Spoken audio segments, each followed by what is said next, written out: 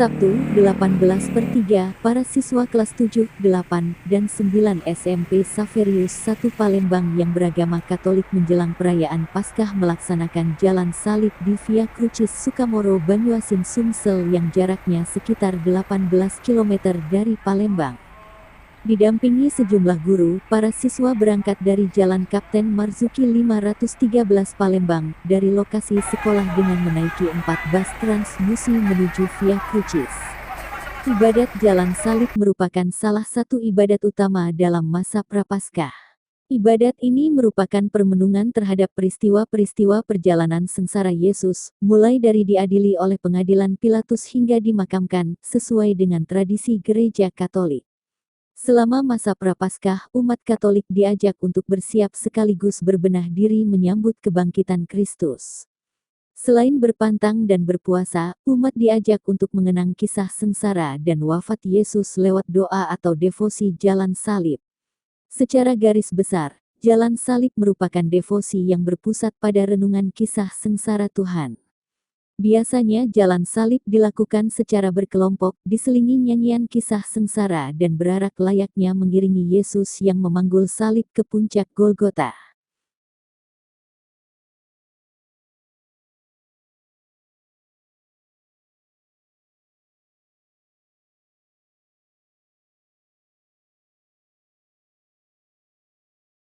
Bagi umat Katolik di Indonesia dan seluruh dunia, pada perayaan menjelang Paskah dan hari-hari tertentu selalu mengadakan kegiatan jalan salib. Kegiatan ini berguna untuk mengenang kisah sengsara Yesus pada saat disalibkan di Golgota. Hari ini kita akan melaksanakan jalan salib di Via Crucis Sukamoro yang lokasinya berada di kota Palembang. Mari kita ikuti jalan salib yang akan kita lakukan di Via Crucis ini. Romo Laurentius Rakidi menjelaskan kepada awak media Sriwijaya TV yang langsung turut mendampingi anak-anak bersama beberapa guru bahwa tempat Via Crucis merupakan tempat ziarah rohani bagi umat Kristiani melengkapi Gua Maria Mater Misericordiae, Bunda Belas Kasih, yang telah ada berlokasi di Sukamoro Banyuasin Sumatera Selatan masuk wilayah Keuskupan Agung Palembang.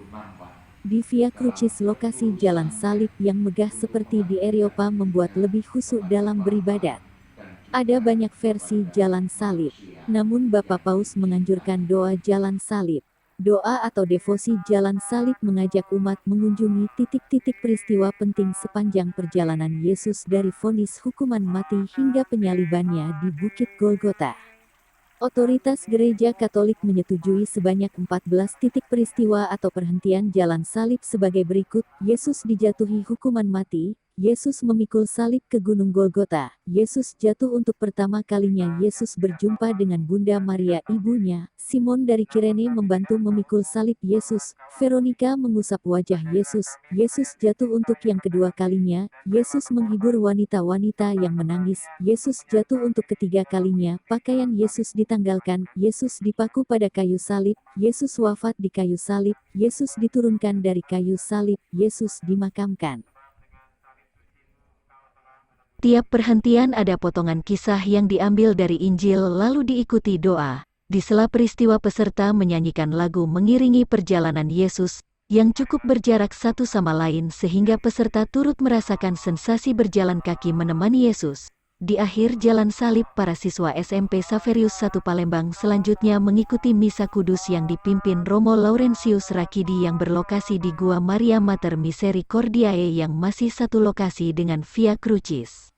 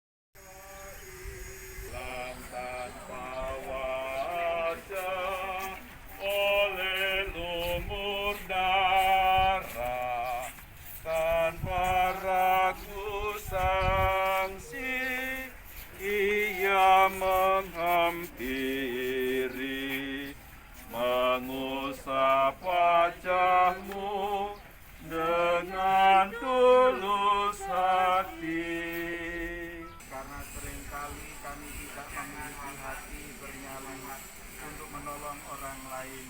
Gerakkanlah hati kami, karena kami pun ingin seperti Veronica, tapi berarti tanggungnya jatuh yang kedua, namun bangkit orang yang berkehendak baik untuk terlibat. Aku yang sengsara.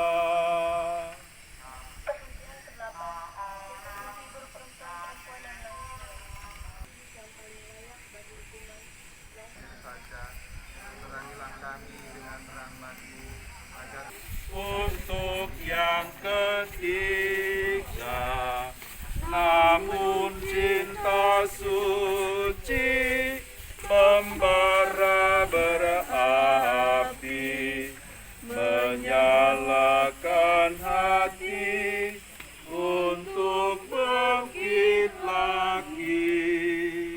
Perhentian ke-9.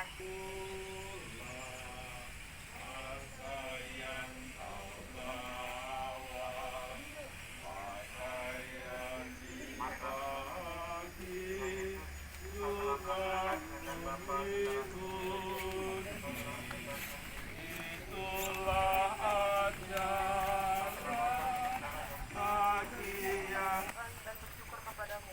sebab dengan salib sucimu kau telah menebus dunia. Kamu orang Kristen, karena ikut dan mau Sering menyalibkan engkau melalui kau serahkan rohmu kepada Bapamu dengan